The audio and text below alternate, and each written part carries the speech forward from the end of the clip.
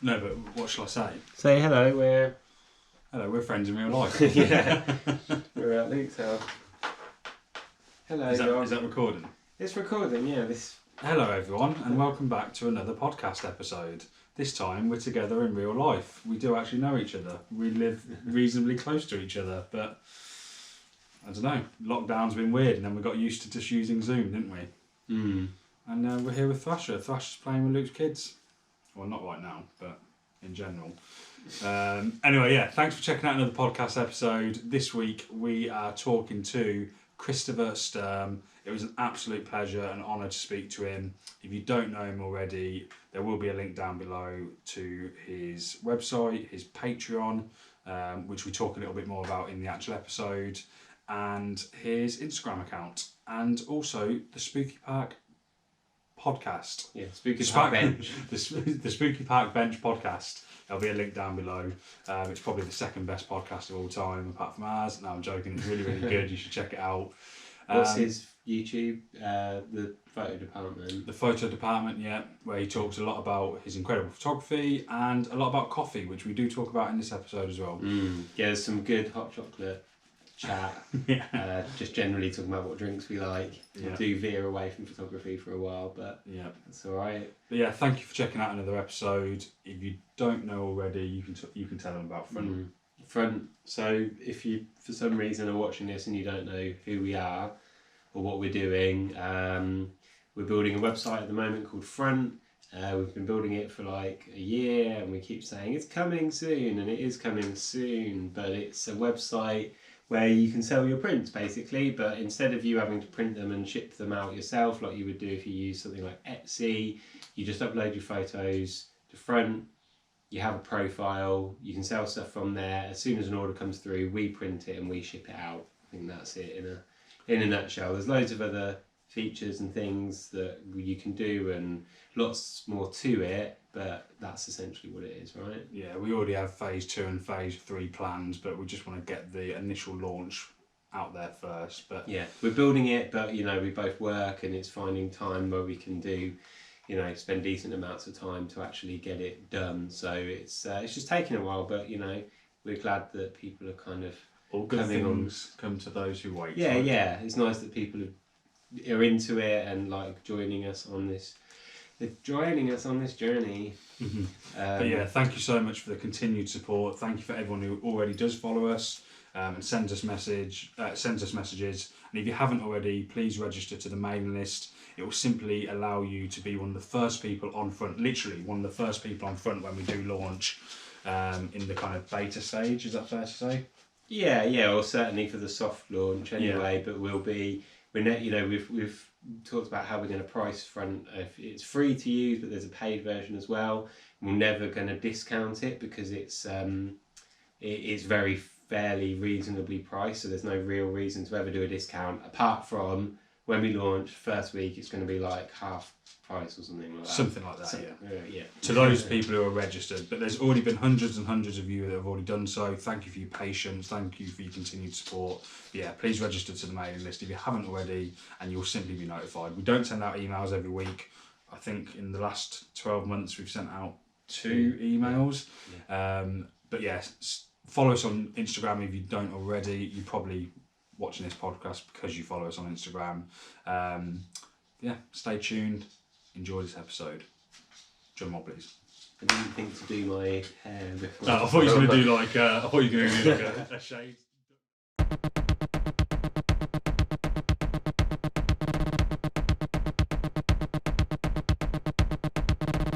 So yeah, Christopher, thank you for coming on the podcast. We really appreciate your time.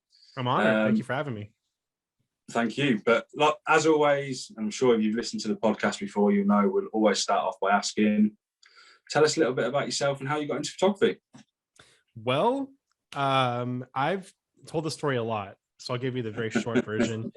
I didn't have a lot of options when I moved to a new school my sophomore year of high school. I had to register for classes, and photography was one of the only ones left for my elective courses that was like an option. It was like that or I don't know, like crochet or something. So I chose photography because I thought it'd be easy and like I could fool around and not like really commit to it.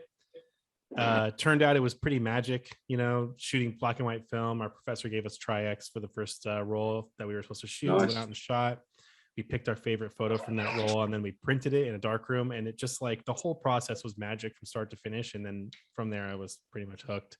And it was a hobby for me for years and years, mostly because I didn't really know what it was to be a working photographer when I was younger. I had no concept of what that was like. I just thought it was like, if you were a professional photographer, you were like another planet. Like it wasn't something attainable, So, I worked a bunch of jobs. I worked in the coffee industry for about 10 years. And then photography just started becoming more of a thing that I loved doing over anything else. And so I slowly started trying to make money doing it.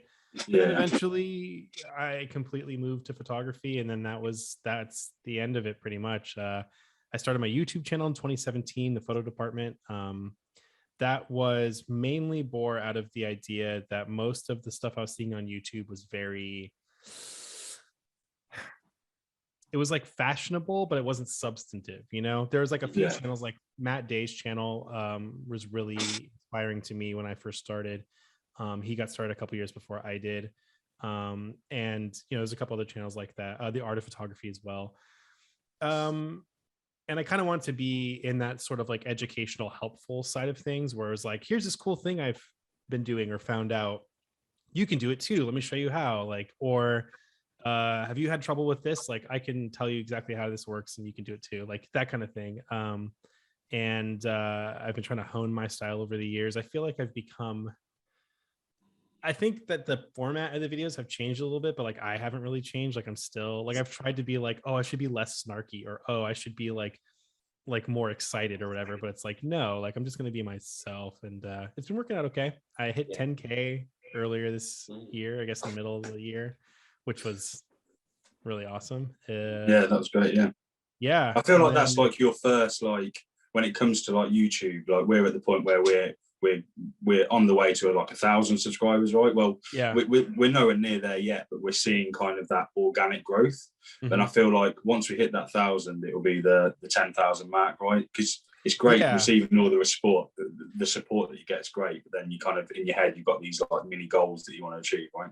Yeah, it's funny because like I thought like 5,000, I was just like, oh my god, I'm like doing it. Like that felt really big. But then when I hit 10,000, it felt big, but it was different because instead of it being like you're feeling like you're getting recognition for the work you're doing, it just felt like more of people wanting to be involved in the community more than anything. So it was less like an accomplishment for myself and more if I felt like an accomplishment for like all the people that like were involved, which is like my subscribers, my viewers, and like people that I've been like having these relationships with and talking to ever since I started the channel. Like that, it felt like it was for us, not just me, So it was kind of like, it was cool in a very different way. And then like YouTube sent me an email like, hey, you hit 10,000. It was like the first time they noticed me. And I was like, oh, thanks for the email, I guess. So yeah, it was cool. Yeah, that is good. I feel like as well, like we were talking about briefly before we started recording, right? Like your kind of different avenues of kind of going down and how you want the channel to be. I mean, the advice that myself and Luke have only ever got is just to be ourselves. But I feel like Luke, you'll agree with me on this. We're still at a point where we're kind of scared to be in front of the camera. Yeah, but that's like one of those hurdles you have to overcome. It's kind of a thing where there's a formula on YouTube that definitely works, and it's the same thing with reels or TikToks or anything else that's kind of like a visual media. If you're like over the top, very like, I don't know, positive, like huge, that always works because it's going to please the most like people. It's going to please like the most like middle of the road. And then the middle of the road thing always works because it's the middle of the road, right? You're not offending anyone, you're not really like bothering anyone, but some people really like it. To be yourself is more difficult because you're definitely not going to please a lot of people. But I feel that the people that you do end up reaching in that circumstance become much more important to your journey than, say, if I were to like if I had just hit 100,000, just being like a goofball on YouTube, like it would mean much less than hitting this 10,000, because I feel like being myself, I've been able to actually connect with a lot of people in a way that's like real, where instead of like I meet someone, you know, through my channel, they're like, oh, you're so different in your YouTube videos. Like in reality, it's like they're like, wow, you're like literally the same person. And but I've had the best relationships, you know, best like interactions with people just because of that. And like to go back to the 10K thing, like it really felt like that growth was real versus like someone seeing like somebody doing goofy, you know, tricks to make, you know, like clickbaity stuff. There's a way to get to a lot of subscribers, or there's a way to connect with people and they're not necessarily connected, right? So like I said, like my whole goal is to help the community and like be part of a community, not to be a celebrity. So and I feel like that's probably the difference between like those goals, you know, like you said, you hit 5,000, you're like, yeah, king of the world, no one can stop me. And then your next step is like 10,000, where 5,000, that's 5,000 people that are interested in what you're doing, right? But when you get to 10,000, that's 10,000 people that have bought into you. Do you know what I mean? Like, and I feel like even like with ourselves, me and Luke have always said we'll be ourselves, because even if that means slow organic growth, at least it means the people that are supporting us want to be supporting us, right? They've bought into us, they've bought into what we're doing, and they support that. It's not just that was 5-10 minutes of entertainment that I've just watched. Now the pressure's on every time. And if you're just yourself, then it kind of takes somewhat of that pressure off. And fair enough, you haven't got, you know, you haven't blown up and I haven't got 1 million followers tomorrow or anything like that, but at least they're supporting what we're doing, which kind of goes back to the community and building on that, doesn't it? Exactly. And totally. And then another analog to that too is like with Instagram. I had almost 10K followers on Instagram last year, and I was super unhappy because a lot, like I had a couple of viral photos that like went big or whatever, and I got a bunch of followers from that, and I had been featured on some things, and like it was kind of cool at first, but then, you know, after a while I got really tired of the same, like I'd put up a photo and then I'd get like 30 comments of like, these are fire, like fuego, like a bunch of like nothing comments that like mean nothing. And like I post a picture and it's like a black and white like portrait and they're like, this is fire. And I'm like, it's not supposed to be fire. It's supposed to be like contemplative and like have layers. Like I don't want to. And then so I just was like, screw this. Like this is so impersonal. And so I nuked that page. I deleted it. And then now I think I have just shy of 2,000 followers. But every time I post a photo now, I get like people who actually care about my work interacting with me and being like, oh, I love the colors, or what, like they'll actually look at the photo for what it is. And I much prefer that. Plus 2,000 people is so many people if you think about it. For sure. And it just, the experience is much better, and I feel like I can be much more present with the community in that way too. So yeah, it's all about how you present yourself and how you kind of like how you want to be perceived. Some people just want to be famous, and I get that. That's totally fine. But if you want to be part of a community, it's much more difficult to be part of a community than it is to be like known for something. So it's quite interesting you say that, because we actually recorded a podcast this time last week with your friend Kyle McDougall. Hey, my good boy Kyle. And obviously like he's in the UK now, like that's where we are. And we reached out to him, and same attitude as you, like he's happy to connect with people. He still very much admits that he wants to learn just as much as he wants to not teach, but do you know what I mean? He teaches even if he doesn't directly mean it's the same as you, right?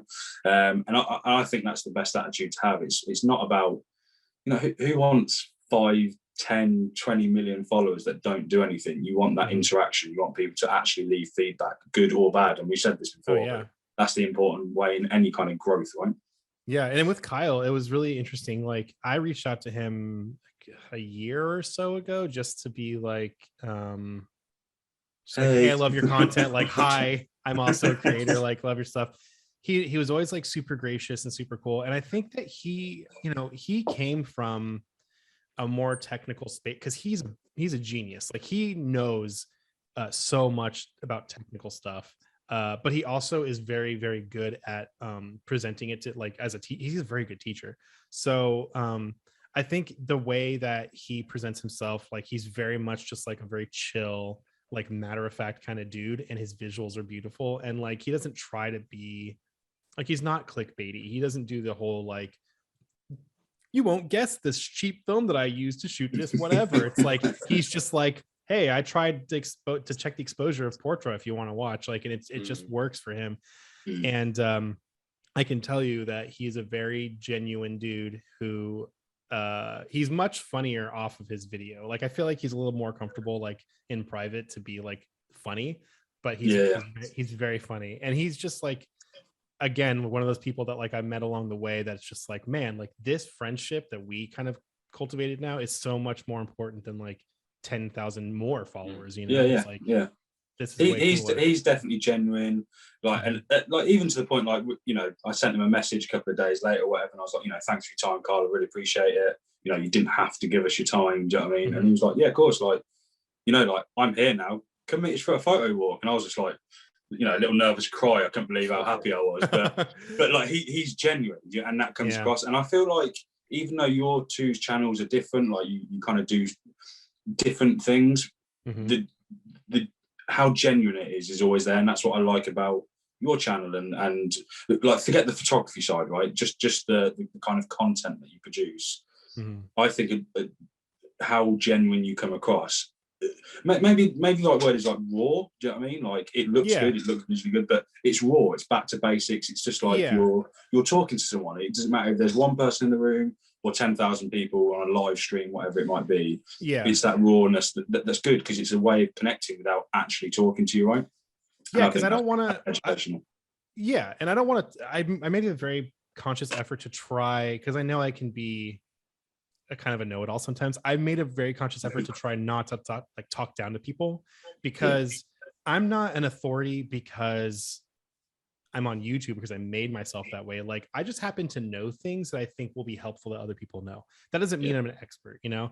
But and I'm totally okay being wrong as well. And I've had people call me out on videos being like, well, this actually, and then I'll be like, okay, well, let me like go back and whatever. Like, but I think a lot of people, what they do when they make content online is that they tend to kind of be like, I've seen videos, another thing where it's just like, they're very like, okay, like you're very sure that you know this, but like you seem like you're disciplining me almost when you're telling me, and I didn't want to come off that way, you know? Yeah. Am I right in saying that you're originally from LA, or is that where you lived and then you've now moved to Milwaukee? Is that right? Right. So I'm actually from the Bay Area. So I grew up and I lived near San Francisco in Oakland for most of my life. And then I moved to LA a year in let's say that was October of 2020. Yeah. Right. I don't know what year it is. Yes, October 20. Yeah. No, wait. No, that's a lie. October of 2019. I moved there at some point. However many years ago. Yeah. I lived there for a year. So 2020. So then I lived there for a year, and then my girlfriend moved to Milwaukee in February of this year to start nursing school.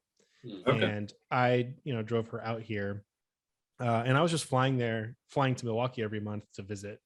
And then it just got to the point where it's just like, I don't need to be in Los Angeles for anything. I don't particularly love living in Los Angeles. Why don't I just move to Milwaukee, and like we can get a house that's a little bit nicer than your studio. We can I can help you out with like our dog Klaus when you're at work or when you're at school. And this will be like a nicer arrangement for us. And it worked. It's been working out really, really great. It was a good idea. Great. I do miss California. We both do, because we're both from California. But Milwaukee's been really, really nice. It's pretty. It's the people here are really nice. It's just a different change of pace. I felt like on one of your, again, I'm not too sure when this podcast is going to come out, but one on your more recent videos, I think, to be fair, this was probably a fair few months ago now, when you were doing the road trip from LA to Milwaukee. Yeah. And you stop off on the side of the road, and I think you find some like Portra 400 in your camera, thinking it might have been Portra 160 or whatever it was. Yeah. I felt, when I watched that, I felt your expression, again, going back to the word genuine, but I've had that moment, right, where you forget what roll of film's in your camera because it's been a while, or you shot something else, or you had someone else on your mind, whatever. Yeah. And when you found out it was Portra 400, your reaction, and I don't know if you'd like, I don't know how many takes there was, but it seemed like it was a one take thing. One take. Yeah. Yeah. And you were like, yes, I'm so happy that there was Porsche 400 because I was compensating, blah, blah, blah, blah, blah. But that was good. I enjoyed that. It felt, again, it was a moment where we've all been in that situation somewhere. And I've been like, yeah, thank God for that. You know, like, thank God it's not black and white. Thank God it's not whatever it might be. It happens to me so much. It's funny because like some cameras, like this camera here has like a little window you can see. Most of my cameras don't, and I know that, and I just don't put the little thing in the back, or I don't write usually what I'll do is I'll put a piece of gaff tape and write what's in there and like what like what ISO I'm shooting it at. But I just don't sometimes, and I never shoot that. The funny trick that I will tell people, I never shoot Portrait 400, and not because I don't like it. I just never shoot it because it's very like pedestrian to me. Like it looks like everything else because everyone shoots it, which is fine. It's a great film stock. I just never shoot it. So I wasn't expecting Portrait 400 because I just never shoot it. I thought maybe 160 because I tend to shoot that more often. I like 160 quite a bit.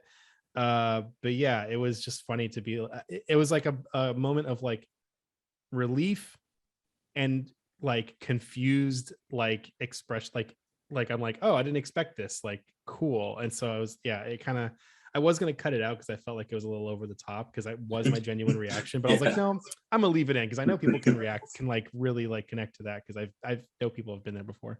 Oh yeah, sure, yeah. And that's what I was saying. I imagine you with, you know, your car, I'm guessing, was loaded of your life. Do you know what I mean? Like, and you're moving across and you're unsure about anything at that kind of time anyway. But yeah, the question we actually had on Instagram was, LA, I'm not even, I was going to try and do an accent then, but I'm definitely not. But it says, LA misses you, when are you coming back? But I'm guessing there'll be a time for you, right? Yeah, I will. So the reason I moved there in the first place was because, you know, I lived in the Bay Area, but most of my work was in Los Angeles. And so I was going back to Los Angeles all the time. And then I just thought, why don't I just move here? Because all the work is here, right? And I love visiting LA. Like I have a ton of friends there. It's very fun to visit, but I just didn't particularly love living there. It just is a different pace. Like a lot of people thrive in LA and love that pace. Me, I like a slower, more deliberate kind of thing. And I just felt like when I was there that I wasn't doing enough at all times. I was like, I'm not doing enough. But in reality, everyone was just doing too much. And it was just like, it was just a lot for me to handle. So I will be back there. I'll be visiting. I do a lot of work for a company called Peer Space that's based in LA. So I'll be back out there to like do stuff with them. Nice. Coming in the new year for sure. So yeah, I'll be back. I feel like, I mean, I've never been to LA, right? But I feel like the comparison to us would be like London and then surrounding towns and cities here. So like, I don't know, like Luke, your opinion is different, right? Because you've lived in London, you've experienced London, and there's parts of you that miss London, right? Yeah.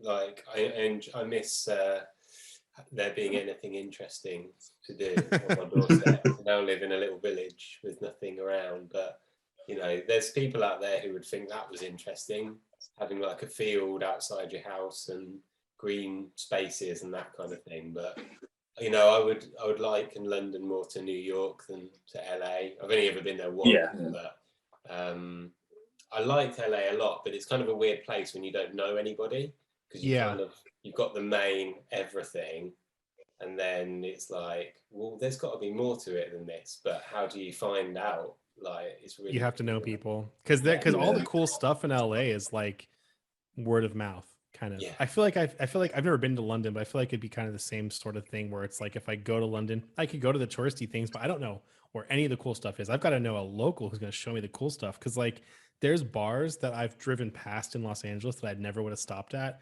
but I've had friends be like, meet me at this bar, and I go, and it's like the coolest bar I've ever been to, and it's like I never would have known. So yeah, LA it goes back to like the pace of it. I couldn't live in London, right? I like visiting London. I like going there. I could spend time there, but I just couldn't live there. The pace is too fast for me.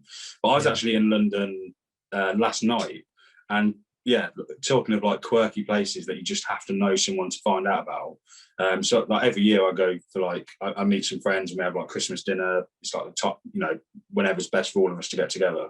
And we actually rented out, well, the person who organised it with my friends actually rented out like this private bar last night. And we got there and it was a bookshop and it was awesome, right? Like cute little bookshop. But, and I was like, well, this isn't a bar. It must be above it or what. It was actually like a secret gin bar below the bookshop. Whoa. It was awesome, right? Yeah, and I felt like I was, it was like Narnia. Do you know what I mean? Like through this little bookshop into this cool little gym bar. It was awesome, but there's no way I could Google something like that and find it. Do you know what I mean? You just have to know someone who's been there, who's been there.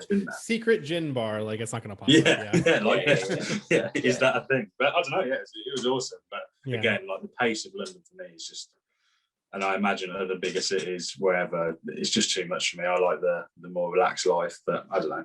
Yeah, I mean, I like San Francisco a lot, and I worked in San Francisco most of the time when I was living in the Bay Area. But it would be difficult for me to live there unless I lived like out towards the coast, like Ocean Beach area. I could probably hang living out there, but anywhere towards the middle of the city, anywhere towards like the the downtown area, it would just be too hectic and too busy for me. Milwaukee's not like sleepy; it's definitely busy, but like there's a different pace and it's very tangible. You can feel it. So yeah, I'm digging it here for now. I think we're gonna end up, after she's done with nursing school, we're gonna move back to the West Coast. I'm not sure exactly where. I'm assuming the Bay Area, but we haven't really figured that out yet. So we still got another year. So. And you got good coffee where you are now? Yeah, actually, it took me a little bit of time to figure out what was going on around here. But there's a couple of cool places. There's Stone Creek. Their beans are very, very good. There's Collectivo actually is really good as well. And there's other like little small places. There's one place called is it the Daily Bird? They were a pop-up, but now they just have a brand new brick and mortar that they just opened up, and they're really good.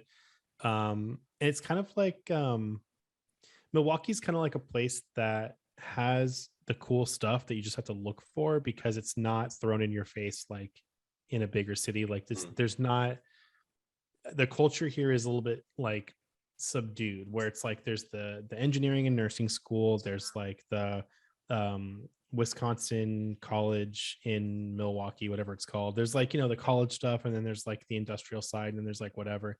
And then the cool stuff, you just kind of got to like find it somehow.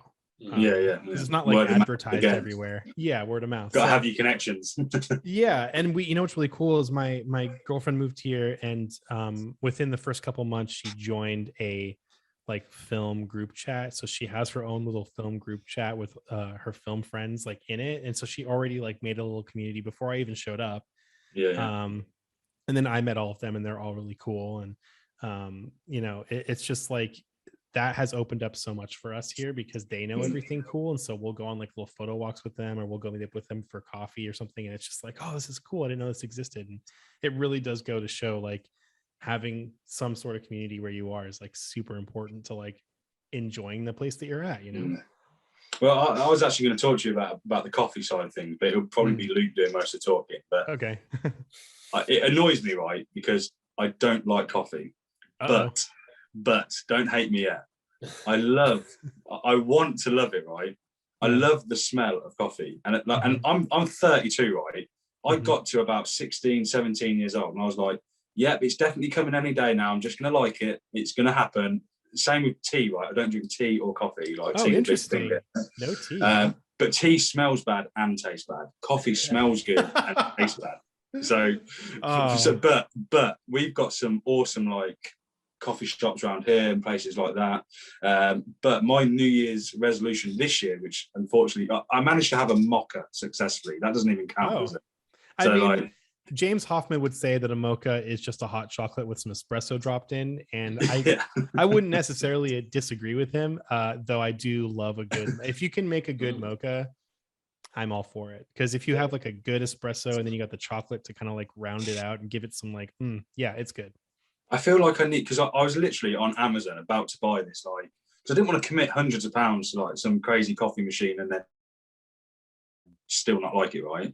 But I was going, but the attraction of making a coffee with like proper beans and like enjoying the experience of making it and then having it appeals to me. And I was going to buy one of these little filter, you put the beans in and just pour the water on kind of job sort of things, as like a nice easy step into it. And I have been trying it, I promise, but There's something about it. I don't like it. So I have to, give you a lot of respect for trying to go out there, not only to try to enjoy coffee, but making it yourself, which I think trying to do both at the same time is really difficult, because you're not only are you trying to learn how to properly brew coffee, you're also like trying to develop a palate that actually enjoys coffee. So you're not going to get there because you're fighting against two different sides. So what you should do is talk to some friends that you have in the area who like coffee, find a good coffee shop, right?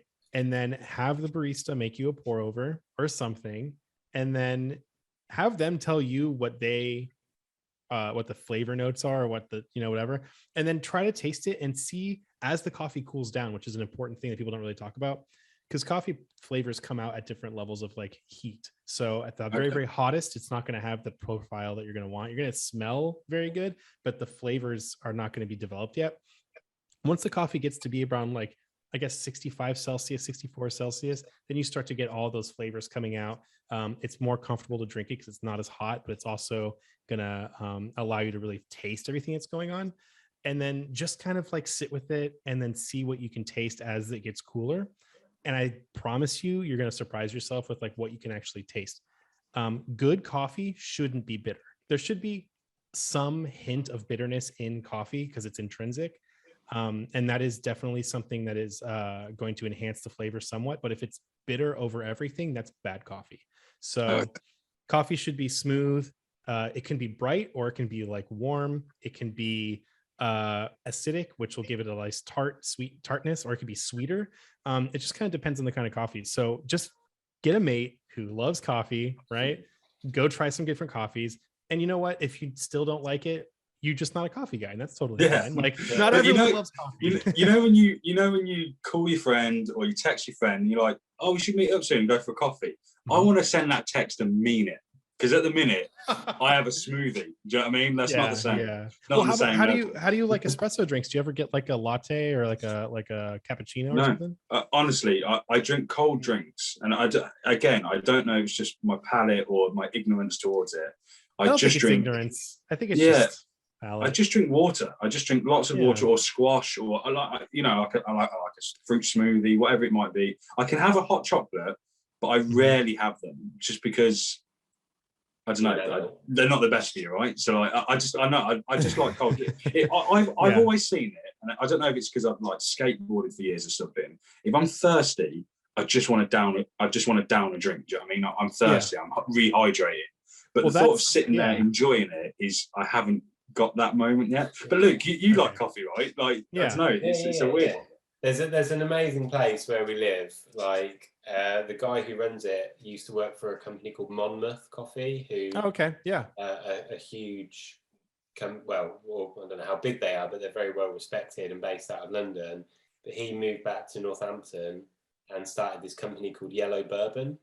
And I don't quite know why they're called that, but they have this tiny little shop, and he roasts the beans upstairs, and he has like so many different varieties, and he travels to all around the world to like source where they're coming from, so he gets to know the people who are growing them personally, and he ships them in and roasts them upstairs. And it's this incredible place. He's actually building a proper roastery, or whatever you would call it, so he can turn the upstairs into like a seating area. But at the moment it's just like you walk in, you can buy beans, you can buy a drink, and you kind of, that's it.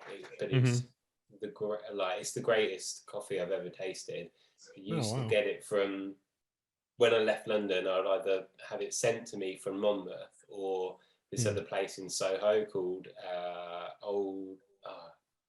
what was it called? Algerian coffee houses. And that sounds familiar. It's a really, really well known. They've been going for like 150 years or something. Oh yeah, that's always from this one location. And I was really like, love this one coffee, always buy the same one, and it was really strong and really like dark, and I just was like, that's what it should be. That's coffee. Just like, and you feel mad after you've drunk it. And then when I went to see Steve, and would always buy this one blend from him, and he was like, we've got all these other ones, and we did some like cupping, And I was like, oh man, like there's these ones with all these like floral notes and right. the kind of really, really quite light. And I was like, oh, this is proper. Like this is really, really nice. And now I can't drink coffee that's like too strong or too like really dark, kind of anything like that. It's got to be like really light and I used to really love diner coffee. You know, you go into like a sit down restaurant, get like some breakfast, and you get like a cup of coffee, right? And it's just like whatever they have in the pot. And I still can drink it if I put a bunch of like cream and sugar in it. But like, oh man, like I feel like now that I've moved to like these more fancy coffees that have like, you know, and I've been doing this for so long, it's like it ruined my palate. Like now that's like really bitter, but like it's still romantic to just go into like a restaurant, get a mug of like dark coffee, and then just like sit there and be like, yeah, this is good. But are you guys near Oxford at all? Not too far. It's like funny you should say it. We've actually got a video coming out soon. I was actually in Oxford. Did you stop by Newground this week? No. To be fair, no sympathy needed here, but I actually took my dad to the hospital. We had to have like an eye operation, and but he's fine. It's just a standard procedure or whatever. I basically had to wait around for the day in Oxford. So I went out and shot a lot of film and filmed a little bit. And yeah, Oxford's great. Oxford's an awesome place. Well, if you guys have a chance to get back out to Oxford, my podcast co-host Mike is working for Newground, and he sends me beans from there, and they're great. Whoever's roasting for them is fantastic. They've had some really great stuff. I've got some Ethiopian and Colombian that I just finished because it was two different bags. So good. I think I finished 2 bags in 2 weeks, which is pretty fast. Just in case you're just tuning in now, we're talking about coffee. Yes. Welcome. This is a coffee chat now. But I would say, so my co-host, Mike, he loves coffee. He's a coffee nerd like me. If you go in there and be like, hey, we're friends with Chris, he sent us here, make us some good coffee. He'll hook you guys up. He'll show you the good stuff. He'll make you a really good cup. And if you don't walk out of there enjoying coffee a little bit more, then I would be very surprised. There's 2 things. There's coffee, and I love the idea of having a pint of not Stella. What is it? What's the really black beer? Guinness. Yeah. And I just don't like it. But every now and then I'll play golf with some friends, and they'll all have a Guinness. Guinness is just it's a thing where I like Guinness for the same reason I like coffee. Like I can taste what's going on in there. It's not of the stouts, it's not the best stout. Like it's just a good old school, like they've been doing it forever, right? But like it's funny because once you try Guinness and you like it, and then you're like, oh, I should try other stouts. There are some crazy ones out. There's like one that I used to get at this place near where I lived in California. It was called the alimony stout, and it was oatmeal and blueberry. Blew my mind every time. And it was a dark beer, it was thick, it was almost like drinking ice cream, but it was so good. But again, I had to like get there gradually. I had to like first like Guinness and eventually like look out, you know. You'll get there. I'll get there. New Year's resolution again. So it should be the 3rd year in a row where that will be my New Year's resolution. Don't put pressure on yourself. No, of course. Yeah. I joined a band, and after the first practice I had with them, we all went to the pub and they all ordered Guinness, and I was like, oh, actually, I'll just have a Guinness as well. And I was quite young, and I was like, oh man, this is the greatest drink ever. It's so nice. And before that, you're like, no, I don't know who drinks Guinness. It doesn't look good. You know, but it's so good. But now it looks like it's going to be bitter or like something, but like you drink it and you're like, oh, it's like a smoothie. It's really weird. And I was going to say, you must have been in bands. I see your Telecaster back there. Yeah. I have my Jazzmaster right here. Oh, nice. That I haven't touched in a week because I've been nice. Yeah, I've got. So didn't you used to work for a company or start a company that made pedals? Is that right? Wow, you guys did your homework. It did. Sorry, yeah. Did I lose signal then? No, you're right. Yeah. Am I right in saying that you used to own or co-own or run or work for a company that made guitar pedals? Is that right? I co-founded and co-owned a company that made guitar pedals. Yep, that's right. Yeah. What was the company called? Wattson Classic Electronics. So we did our first pedal was a Super Fuzz reissue because the Super Fuzz from the 70s wasn't around anymore, and they were really expensive on the secondhand market. And so we were like, we looked at the circuit and we were like, we can do this. We can make it with like modern electronics and make it sound exactly the same. And then we were like, we can make it look the same too. And we went and we designed the case to look exactly like the 70s one. We went to found a metal foundry and we were like, we want it bent exactly this way. And they did it exactly to our specifications. We painted it the same way. We did everything the same way. And it just like got really popular. And it was really cool. Made a couple other pedals after that were really popular as well. But then my co-owner decided to bow out of the business. He moved away and pursued other things. So I was doing it myself, and it was much too much work. And I was getting more into photography, and I was living with I had a couple of roommates at the time. It just was like very unwieldy to do myself, and so I shut it down a couple of years after that. And sadly, but it was a time in my life that was very, very fun and very cool, and I got to meet a lot of cool musicians. Got to give pedals to Death Cab for Cutie, to Arctic Monkeys, to what's his name? There's this band called, they're a Genesis cover band, but they're like the Genesis cover band. Oh, okay. I can't remember their name, but they're like the ones. They're like famous themselves. They got some Jay Mascis from Dinosaur Junior. So yeah, I got to work with a lot of cool musicians. So it was fun. But I can tell you a really, really boring, interesting fact about Dinosaur Junior. Yeah, tell me. He's just bought a second-hand car in Northampton. Really? Yeah. He came to Northampton and bought a Volkswagen Golf. Yeah, recently. He bought a Golf. So it's a Golf. Like a Volkswagen Golf, but I think it's like a regular one. I might be wrong, but Northampton is like where we're from, the town of Northampton. It's got a really good music scene, right? And it always has. It has done for a long time, for the most part. And we've had like some big name people come through, and I'm pretty sure Dinosaur Junior used to drink at one of our local pubs here when he was in town. Do you know what I mean? You won't know, but Luke, at the race course,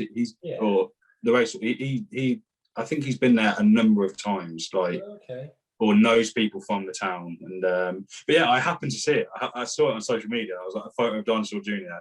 And the funny fact is, the car shop is no more than a 10-minute walk away from my house.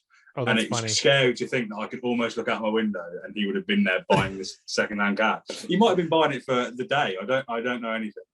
Yeah, that's so strange, especially that's actually kind of, it's funnier than you think, because I've talked to Jay Mascis on the phone a couple times, and he's very dry, and so just kind of like, I don't know, he's got a very funny cadence to his speech, and he's just very kind of like, like he doesn't try to make the conversation more lively. He just kind of is there. And so the idea of him walking into a car dealership and buying a Golf, just like, it's just kind of a funny visual. Like, I don't know. Oh, the photo that they posted, the guy standing next to him, the owner of the car shop, is just like, oh my God. And he's just stood there like, just like, mate. Yeah, exactly. Like, he just does not care. He doesn't care. Is that how you found out? Is that how you found out he was there? You saw if I'm being honest, the photo could be from 2 years ago for all I know. Right. But I've seen the car shop because I bought my car from there. Going back to Death Cab, sorry, Luke, I might be blowing this way out the water, but didn't you tour with them once? No, I supported them once. Okay. But John, our mutual silent partner, he toured. Yeah, so front is me, Luke, and our silent partner John. But yeah, like Luke and John are very much into music. Yeah, his whole band toured with them. What band? They were called Medium 21. Okay. They were on, who were they signed to? Fierce Panda, which were like quite a well-known like indie label in the UK. And Medium 21, I think, like I can't remember. This was a long time ago, like 20 years ago, I think. Yeah, back when they had like real tours with like real bands, and now they're like stadium monsters now. It's crazy. Yeah. But yeah, that's cool. I was recently bought the Behringer Super Fuzz, like super cheap. Oh yeah. Reissue, but it's fucking great. That circuit's super simple and very easy to replicate, and even a bad copy of it sounds cool because it's so gnarly and so like crazy sounding. Like, it's definitely a fun pedal. I still have a couple on my shelf from the good old days. I see them on eBay all the time. We sold them for $200 a pop because they were expensive to make. So we sold them for like, $200. But then I see them on eBay all the time for like $500 or $600. I'm just like, damn, like people are selling them for a lot of money. That's kind of interesting. Kind of cool. So going back to yourself and your co-host Mike from the UK, right? Yeah. So the Spooky Park Bench podcast, how did that come around? How long has that been going? Is it something you just decided to do together, or? So Mike, I love Mike. He was so persistent. So he was a fan of my YouTube channel, and he just like reached out one day on Instagram, was like, "Hey, love your channel." And I was like, "Cool, thanks, man. Like, appreciate that." And then he was like, "Hey, I've got a podcast called On Lock, and it's kind of part of my apparel like company that I do on the side. Do you want to be on it?" And I was like, "Sure, like definitely, like let's do it." So I went on his podcast, had a great time, had a great conversation. He was fun to talk to, and then he just like wouldn't leave me alone after that. Like he just kept like he would DM me all the time. We'd like talk all the time, and like it's not like he was bothering me, but it was very obvious like he was like wanted us to be like pals. And I was like, you know what, BFFs. Yeah, he wanted to be BFFs, and I was like, this guy's cool. Like I should definitely like talk to him more. And then one day we had just been like chatting about stuff for like however long. And then one day he's just like, "Okay, I've got an idea. You can totally turn this down. You don't have to do it. You don't have to do this at all. But like, I just had this idea. What if you and I start a podcast? I'll do all the work. I'll record it. I'll edit it. You don't have to do anything. You just show up and we'll talk, and that'll be a podcast. What do you think?" And I was like, "Oh, I don't know. Like, I don't know. Do I really need a podcast?" Like, I always thought it was silly that like, because I've had people tell me that I should be on a podcast. And I was like, that notion is kind of funny. Like there are so many podcasts and so many interesting people that do podcasts. Like, do I need a podcast? Like, I don't know. But he was like, just another one coming out. Right. He's like, let's just try it out. But the more we talked about the podcast as a concept, the more excited I got about it, because it became obvious that Mike and I really do kind of think a lot of the same things, and we think in the same way, and our values are very much the same. And so when we were trying to think of names, they were like, "What should we call it?" And we were talking about, I'm not going to say about who, but we were talking about photography and the state of photography in general. And we were just kind of like, yeah, Mike had said something about like, yeah, it's just like all these photographers, like they just take a picture of a spooky park bench and then bam, like it's like 1 million likes and whatever. And it's just like, I was like, oh my God, that's the name of the podcast, the spooky park bench.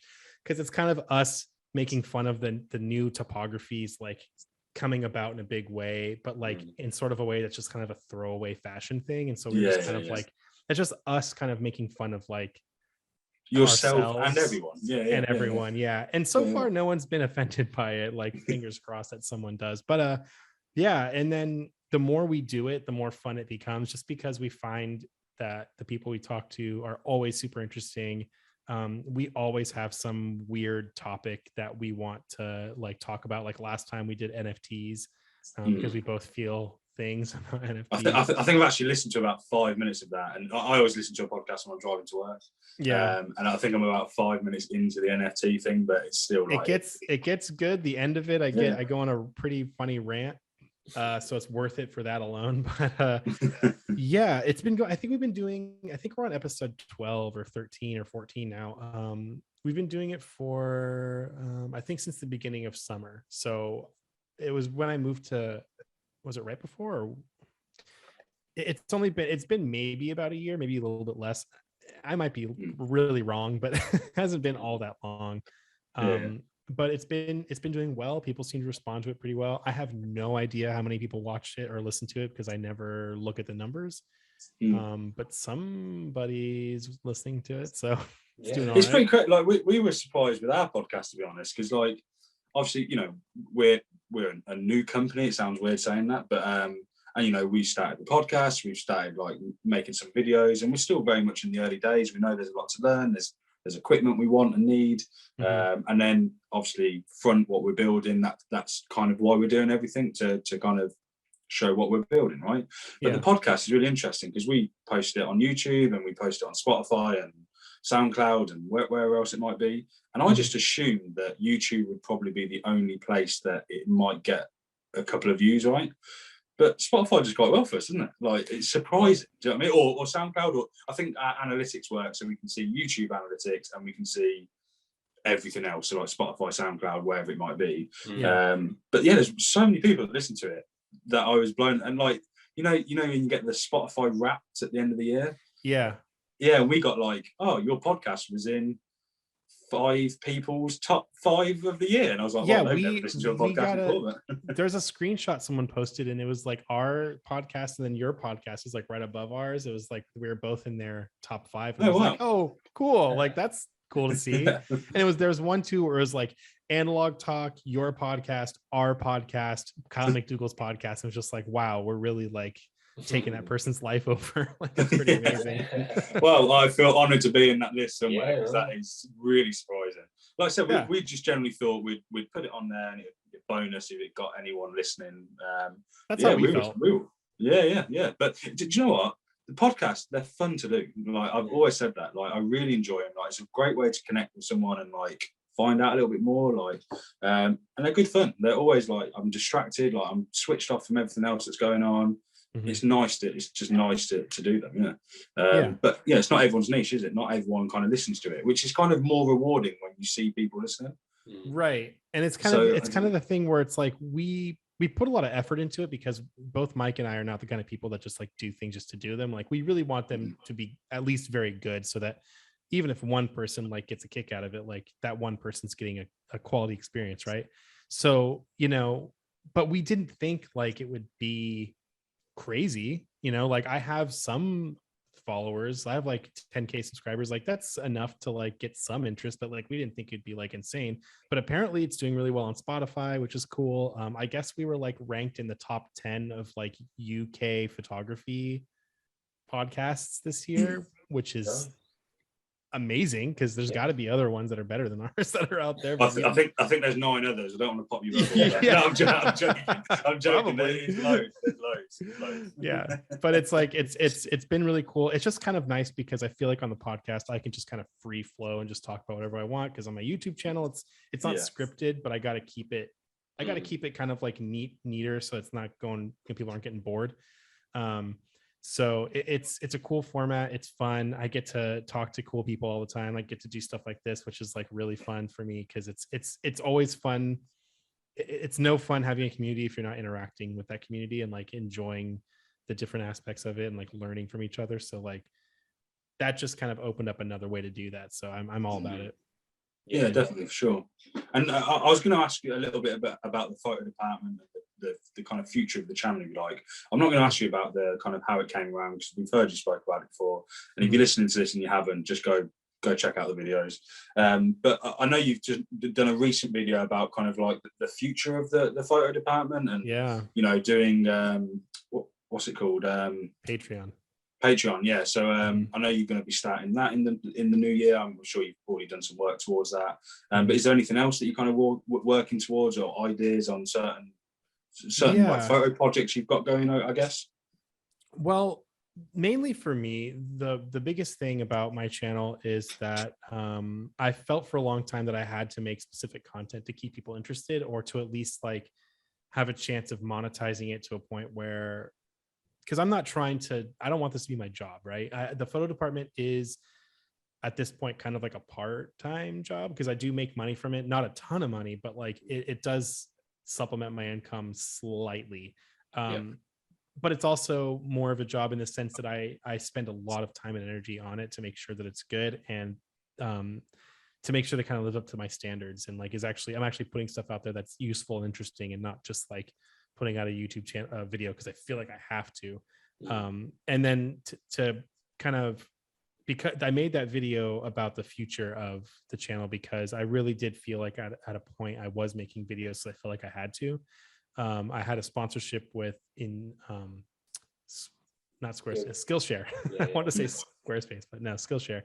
And I was really honored that they wanted to sponsor me, and I really was excited about it. But the more I started doing it, the more I kind of realized like it was putting me in a creative space where I was being reactionary and not proactive.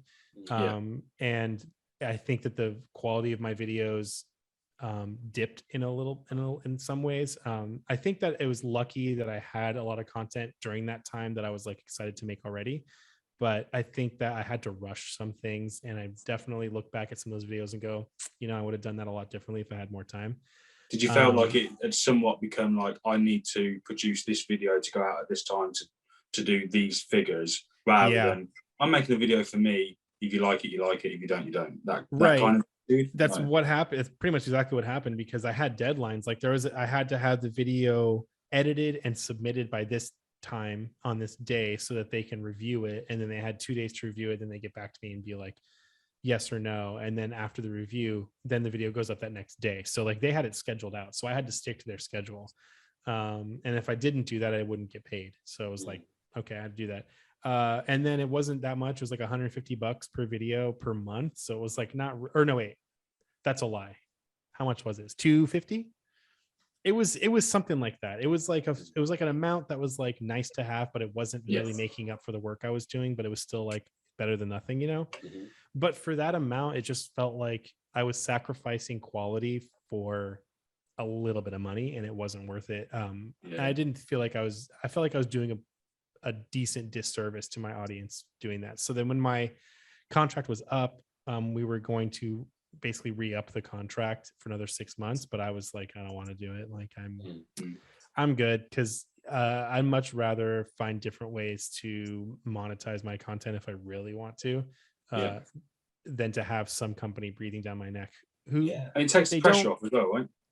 It did take the pressure off, and I felt like there was like so much pressure to like make this content kind of friendly to their audience, and I don't know, like it just felt weird. I just didn't like it, and so I was happy when that ended, and so it made me really think about monetization for my channel and like what that meant. And then it made me look at the Google ad stuff that they have, because on YouTube, if you have your monetization on, then they put ads in your channel or in your videos, and then that's how they make their ad money.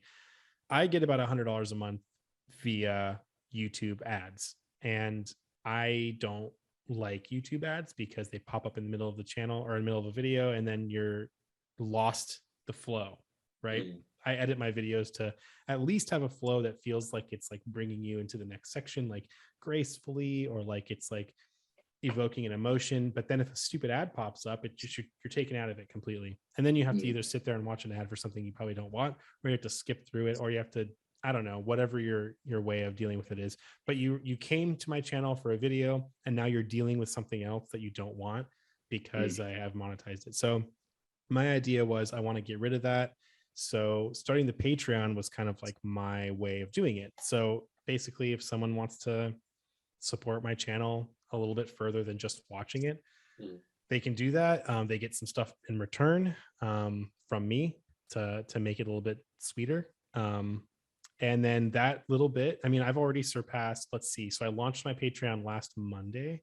I already have, how many do I have? I have 29 patrons now. So I'm already making more. I'm already making more money than I was when I had the ads turned on. So the videos going forward won't have ads on them, which to me is a more quality experience for my subscribers. Even if they can't afford to support me on Patreon, they're still getting a better experience anyway. And then the people that do, they get that better experience. Plus they get to like be in my Discord and talk to me whenever they feel like it. They can send me messages on Discord. They can take part in my live streams. They can get expired film, because I'm doing expired film giveaways once a month. Like there's more there, and then there's more of an opportunity to cultivate a community, which is the whole point of this in the first place, was to cultivate a community. And so now that I have the Patreon with a Discord channel, my Discord is like popping off. Like I'm looking at it right now. There's 4, 5, 6, 7, 8, 9, 10. There's like 14 people online on my Discord just chatting with each other. I'm not even in there right now. They're just like having a conversation and enjoying it. And that's what I wanted. Yeah. And so like this makes it all worthwhile. And like the next week on Thursday, I'm doing my first live stream. I'm going to make some coffee and sit down and just chat with people. And we're going to have 2 hours of me and my patrons just like chatting it up and hanging out. And that to me is much better than getting paid by some faceless company who doesn't care who my. And it kind of goes back to the kind of conversation we was having at the start, right? Where you'd rather have 30 people that are Mm-hmm. contacting you, like, to generally just ask questions or find out about you, you find out about them, than someone who would buy 1,000 followers that don't do anything, that does nothing. It doesn't do anything for you, it doesn't do anything for them, it doesn't do anything for a community, it does nothing for what you're trying to achieve. I mean, just this morning, one of my patrons made a little post about how, you know, I'm going out to shoot today. What are you guys shooting today on Sundays? Anyone going out and shooting anything? Bunch of people posting photos of the cameras are shooting with, the film. People are talking about like, oh, I tried that film, but this happened. And so now there's troubleshooting. Now people are helping each other. Now I'm not even involved really, but there's people like helping each other within the community. And it's just like, yes, like that's what I wanted. And so it's you're sitting inside talking to 2 English guys and one doesn't even like coffee. Couldn't have had a better Sunday, to be honest. So this is much better. And like, you know, in the end, I'm going to be making more money via the Patreon than I would shoving ads in my subscribers' faces anyway, which is like, God bless. I love that. And like you said, you can reinvest that back into YouTube, and there's like this beautiful cycle of work, right? And that's exactly what's going to happen, because this money, you know, whatever paid, you know, however many patrons I'm going to have, it's not going to be like, I put a goal for 200. If I get 200 patrons, then I can like spend most of my time doing YouTube stuff and Patreon stuff like only. But I suspect that'll take quite a bit of time to get to that point. But, you know, all the money that I get from the Patreon, that just goes right back into production, because, you know, I have a job, like I work as a photographer. This isn't going to be paying my bills per se. This is going to be just helping me make sure that the channel kind of sustains itself. It just makes everything so much easier and better, and the quality is just that much better. There's other questions we've got as well. There's one on Instagram that we got, and I don't know if it's someone you know or if it just so happens to be a question, but we had one question that says, what is your favorite video game? My favorite video game. I don't know if this is like someone you know, or if that's just a random question that they want to know. Does it show the account that posted it? Or that's I've only took a print screen and it's not in there. Oh, Geo_Demonte. Geo_Demonte. Geo_Demonte. I don't know if I know them. Maybe I might. I feel bad if I do know you, Geo, and I just forgot your Geo_Demonte. If you're listening, hello. You're about to find out. My favorite video game. I only play one video game right now, and it's embarrassing because it's kind of one of those games that's very like. It's not going to be as embarrassing as mine, and I'll show you in a second. There's a game called Rust, right? And it's a survival game. Basically, you get dropped on an island. It's online, so you play with like a ton of other people. You get dropped on an island. You don't have any clothes or anything. You just have like a rock and a torch, and you have to go like farm for like wood and like food, and you have to like build a house, and you have to like fight people to like stay alive. Like it's really an interesting game because you get to like build things, and like there's a lot of like the favorite part for me is like you can like build kind of anything. If your imagination can take you there, you can make it. And it's like really cool to like build these like houses and like bases and stuff that are like intricate, and like you can make traps, you can make like something that's like the tallest thing on the whole server. You can do all this cool stuff, and it's really a time suck. And sometimes I'll get stuck and I'll be in there for 4 hours just like screwing around. And other than that, I'm not really a gamer.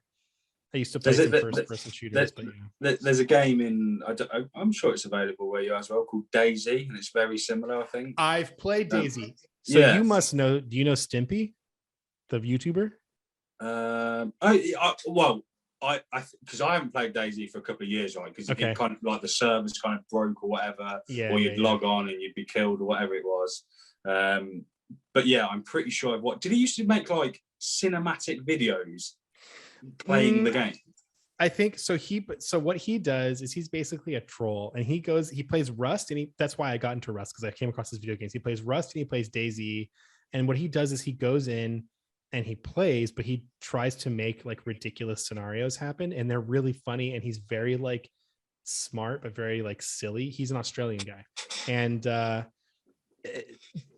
I just go look up Stimpy. It's like Stimpee on YouTube, and watch his videos. He just actually put a video out today called "What the Hell Happened to Daisy," and it's just I haven't even watched it yet, but it's like I know it's going to be ridiculous.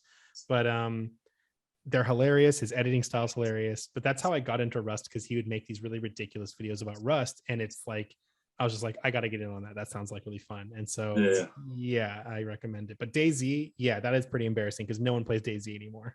Yeah, but for me, like, again, it consumes you. Like, you could be there you could play a game like that for 6 hours, and all you've done is walk down a road. Do you know what I mean? All you've done is run across the map, because the map is huge. It's so big. It's massive. And then you don't even see one person, you see one zombie. I played DayZ for a very short amount of time, but I just died so much and I never really got any progress. It was just like, why am I playing this game? See, the zombies aren't the problem. It's the people that the other people that play. Yeah. Because they just there's guys who'll just snipe anybody that comes down a road. Like if you're just going down a road towards another town, there's like a guy in a bush somewhere and kills you right there, and then you're done. And then you can't like save where you were. You have to start over again somewhere else. It's like it's so frustrating. Yeah. Luke, I love you're sitting there going, what are these two on about? I just play Animal Crossing with my kids. So see, that's what I should do. Do you want to see what I'm? What? Yeah, Animal Crossing sounds quite similar. Like you build stuff, you make little houses, you I don't know, you go fishing, and you know that's about it. It's very similar and way less violent. Yeah. Do you want to see what I'm currently playing? And I was playing today. I'm not ashamed to admit it. Yeah. My Game Boy Color with Pokemon Red. Dude. And this sticker I got in a Chubba Chubs lolly. I'm not joking, maybe 25 years ago, and I found the Game Boy. And this is how it works at the moment. Yeah, the batteries are sellotaped in. Yeah. But my friends actually just bought me a new Game Boy case. But then I remembered Matt Day does like Game Boy repairs, doesn't he? Maybe I need to send him. Oh yeah. You should show him that. Yeah, I've literally just started, and it still had my saved game on from before, and I started playing it again today, and I was like, it's weird how much your memory remembers like playing something. You know what I mean? My friend turned me on like a year ago to this Nintendo 64 emulator for computers. So I was trying to play GoldenEye on here, and I was just like, oh my god, it's like all coming back. Like it's just like nostalgia hitting me in the face. It was crazy. But so to answer the question, I play one game. I don't play that much at all. It's embarrassing. I try to play only when my girlfriend's not home, because I feel like when she's home and knows I'm playing it, I know she doesn't care and doesn't actually judge me, but I feel so lame that I don't want to play when she's around. I was saying I can understand you on this. So I'm sitting in like my office at the moment, but I used to have like my Xbox set up in there, and I used to play Battlefield. But I've recently just put my Xbox into the living room where our like main TV is. Our main TV, like I've got a TV in every room. I've got one TV. It's in the living room. We don't even have any TVs here. But I now can't play a computer game like if my missus is around, and she, you know, unless she's like sitting on a laptop or something like that, I can only get in like half an hour from here from time to time. You know what I mean? I usually play like a skate game or something, but so I don't know. I feel like I've had to switch off, because I would come into the office, I'd sit here for 2 hours playing a game, and I felt a bit like maybe I should be in there sitting with her or something, but I don't know. She never. See, that's the thing. I've noticed too. I want to spend more time with my girlfriend, so when she is around, I turn the game on. I'm just like, what am I doing? I don't want to play. I want to hang out with my girl, because my girlfriend. I don't know if she's listening. If you can hear me. My girlfriend is cool as shit. Like I love hanging out with her, and we have tons of fun together. So like so when she's at work for long hours, or like at a clinical, or like at school or something, cool, I'll play video games. But if she's around, like I'd much rather hang out with her. So it's like, even if I'm in my office, because my computer's in my office, so like I don't, anything I do, it's in here. So it's like, even if I'm working and she's home, I have to like leave my room every like half hour and see what she's up to, because I feel like I'm leaving her alone too much. I'm such a weirdo. No, I completely sympathise in that altogether. It's exactly how it works in my house. Anyway. There are more questions that we've got, but I mean, there could be some more kind of quick fire ones, I guess. One of them was just straight up, what's your favourite 35mm film stock at the moment? My favorite all the time is Superior 400. I love Fuji Superior. It's cheap. It always works good. I know how to edit it, and I know how to scan it. It's just like a great all-around film. There are other films I really love, but that one is like a staple. I always have Superior on me. Yourself, a bit similar to Luke, you're more technically minded when it comes to photography than me, where I'm still very much in the phase of like, give me everything. I'll buy every camera. I'll go to a charity shop or thrift shop, whatever. Get me everything. I want to find what I like. And I feel like I'm homing in slightly at the moment of what but I that's like. the most fun, you know? Exactly, right? Yeah, that is exactly that. But with me and Luke are actually talking about your love for the Fuji X Pro 2. I know you're on the X Pro 3 now. The XT3, isn't it? Oh, is it? Yeah. Wait, mine or yours? Yeah, I have yours. okay, so I had an X Pro 2 for a couple years. Yeah. Loved it. That's still my favorite camera. I hadn't been using it as much, so I sold it a couple months ago, which I regret. I want to get another one, but the prices are still up there, which is kind of interesting. Yeah. I have an XT3, which I've had for a while for video, but I also use that for work as well. Love the XT3, fantastic, like such a good camera, but like ergonomically, the X Pro 2 was such a good camera to have on you every day. It was just like, oh, especially with the f2 lenses that Fuji makes. Yeah, so good, so fast. So, oh man, I miss that camera so much. Out because I've got it, and I traded my f2 lens in for the f1.4, like the original classic, and I love it. And it's so slow. Like the autofocus is really slow comparatively. So they brought out the 27. That's like a pancake lens, and I'm the 2.8. So so it's like 40mm equivalent. Like that with that body, that's like the perfect little street camera. It's really nice. It's so nice. I looked at upgrading it to the X Pro 3, but I'm like, I just love it. If I had the choice between the two right now, like if someone was like, I'll buy you one of them, pick one, I would pick the X Pro 2. It just works. It looks good. It's just a fantastic camera. They like nailed it with that camera. Yeah, it's so nice. And like they've gone back up in price, like secondhand. Which is sad because like now I want to buy another one, but it's like I gotta pay $800 for a body now. Like I guess I'm gonna have to. On the subject of cameras, you're actually one of the reasons why I bought the RB67, the Mamiya RB67. Yeah. So, you know, like everyone, I wanted to get into medium format, and I was looking at what cameras to buy and doing some research on YouTube and whatever it might be. And and then you were actually one of the deciding factors for me, because for me, I was like, oh, should I save up a bit longer and get an RZ? But you know, it's new to me. Like, you know, the world of medium format was new to me, and I didn't want to commit that much to that. But what I really liked about the RB, and I still do, it's my favorite camera by far, right? I just love that it's all manual. It's just that purity, and I know it's a beast, I know it's heavy, but the purity of using it, the reward of getting the results back, for me, no matter what film I put through it, it's rewarding. Do you know what I mean? That little bit sweeter. Yeah. And it just works. The RZ, I know Willem Verbeek put a video out a couple months ago where he was like, I have to send both my RZ cameras out to get fixed because they're both broken because of the electronics. And that doesn't happen with the RBs. I've owned 7.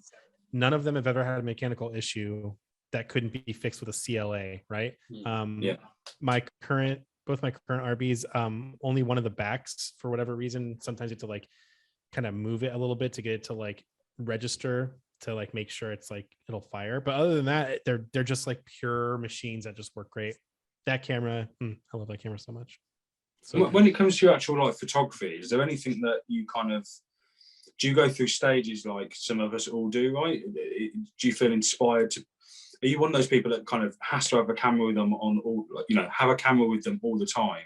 Or have you kind of learned to be able to put the camera down and focus on projects that you've got going on, or, you know, certain photos that you're thinking up and you want to take? Yeah, I have a real problem with focus. I have projects that I work on, and then I have like everything else. And, you know, what happens is either I have a project that I want to work on, and I just work on that project like nonstop till I'm done, or I break it up into like pieces because it just isn't practical otherwise. But I always have a camera on me for the most part. My Olympus XA is the camera I bring with me most of the time. I have 3 of them. One of them belongs to my girlfriend. The other 2 are mine. They're all 3 out getting repairs. They're getting new light seals, a CLA. One of them has to have a button fixed. One of them has to have the rangefinder adjusted. So they're all out at repair. So I've been carrying other cameras with me, but for the most part, I have a point and shoot with me all the time, just because if I see something that I want to revisit I can just grab a photo of it and then see it and be like, okay, what can I do with this? And then maybe I can go back to it. Or, just I found that like living life, with my girlfriend here in a new place, new jobs, new people I'm meeting. I just want to document what I'm doing. And I think with film photography, people really kind of lose sight of the fact that like film photography is just photography, and we really should be using it to document our everyday lives, because that's what's important. That's what we're going to want to share with our kids. None of our kids and our grandkids don't give a fuck about our pictures of basketball hoops and vintage cars. They just don't. They're not going to. What they want to see is they want to see like, what were you doing in this year? Who were you hanging out with? Like, what did you see?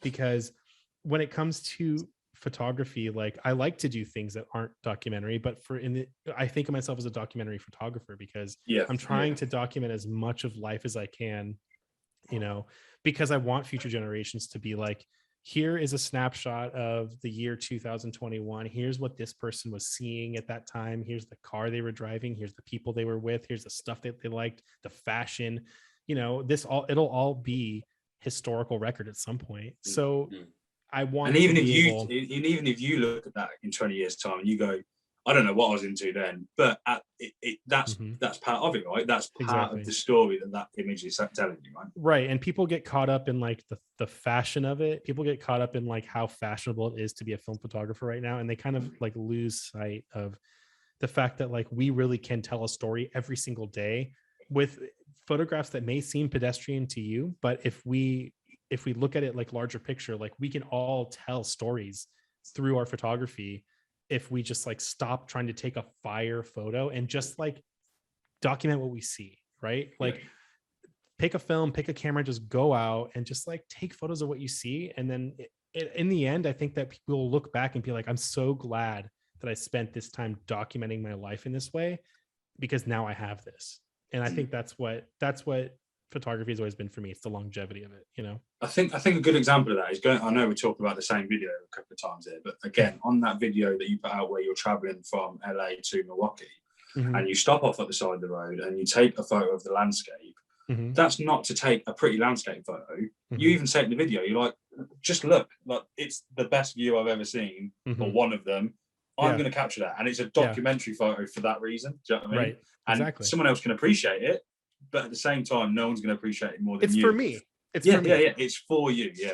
And I wanted to share that experience with people, but in the end, it's like, I'm going to look at that photo in 10 years and be like, man, I remember stopping on the side of that road and looking out and being like, whoa. Because I'm going to look back and remember that feeling, but you're not going to look back and remember that feeling because you weren't there. But I will look back and be like, that feeling, I still remember it. And that's what's important, And I think that's also the beauty of like analog photography, right? Like, and we're not haters of digital at all. Me and Luke both shoot film and digital. Like, people ask us like, "Oh, are you just a film channel? Are you just a digital channel?" No, we're lovers of art, as cheesy as that sounds, right? Yeah. But for me personally, and my own kind of like photography journey, what I like about the analog side of things is that you've only got a couple of chances, right? You've only got 36 photos that you can take, so it makes that moment so much more special, because then you can kind of, without getting deep into having a good photograph or one that's blurry or whatever, it's what it means to you, especially when you're documenting. But if you're shooting on analog as well, you've taken the photo, you can't see it, so it's not like you're going to stand around seeing if you've taken a good photo. Right. And I think that like when you've got a digital camera, you take the photo, like documentary lifestyle photo, and if it doesn't look exactly how you're envisioning it, you'll take 10 more, right? Right, exactly. But when it comes to analog, the moment's gone. So like, no matter what the result is, it will still mean just as much to you when you get that, scan back or development back a week later, the next day or whatever. Yeah, like there's so many photos I've taken, and when I've seen the scans, I'm like, wow, like it means so much more, like that I nailed the exposure or I got it in focus than, you took it and you went, okay, cool, and well, if you think about it too, you take that and you get the negatives back, and like some time has passed, so you don't get to look at it right then. So then you get to revisit that moment again. You're just like, oh right, I took this picture, I'm so glad I got this, like look at that, looks so good, like and you don't really get that with digital. I mean, digital has its place, and I love, like I said, I love the X-Pro too. You know, I love the X-T3. I love those tools because they allow you to really do a lot with photography, and really it's amazing what these cameras can do. But with analog, you know, film just, it really does freeze a moment in time, and then it kind of like has these different, it like drips the it's like a slow drip of nostalgia as you get to see it. You finally see the negatives, and you finally see the scans, and you finally see a print, and it's like this long trail of like this memory. And it's not just the like click, look at the back of the screen, cool, I got my picture. It's like it's the whole thing. process. Yeah. And I think when you look back at a photo that you've taken, and especially the longer you wait, the longer you, and I'm not saying necessarily to develop, but I look through some of my old photos all the time, and sometimes I'll see one, I'm like, I remember that photo, and there's a reason why I love it, and I haven't seen it for 6 months, and that's okay. But I don't remember just necessarily what I've taken a photo of. That's an awesome feeling to have a look at the photo and say, what did I see in that? Well, I still see that when I see the photo, but you remember the process of being stood there taking it and why you're taking it. And I think that's way more powerful than a lot of things. You know what I mean? Outside of photography as well. You switch off from whatever life stuff you've got going on. Do you know what I mean? And you can look at something and be like, yeah, it's not too bad. Do you know that's the romanticism of photography, or at least film photography for me. Yeah.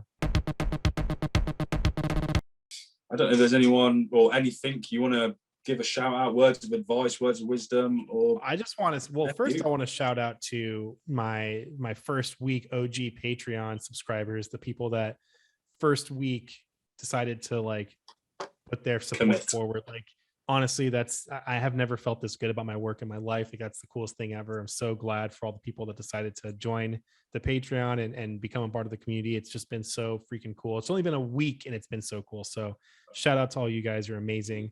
Shout out to you guys. Thank you for having me on this like awesome podcast. I was very honored when you asked me, and I'm really excited for this to come out, and I'm excited to come back on if you guys want to have me again. That'd be fun. Yes, please. Thank you. I feel like we could do this. I feel like we could do this all night because we've got a lot to talk about. But definitely. Again, Christopher, it's 2:00 in the morning there, mate. It's nearly morning for us.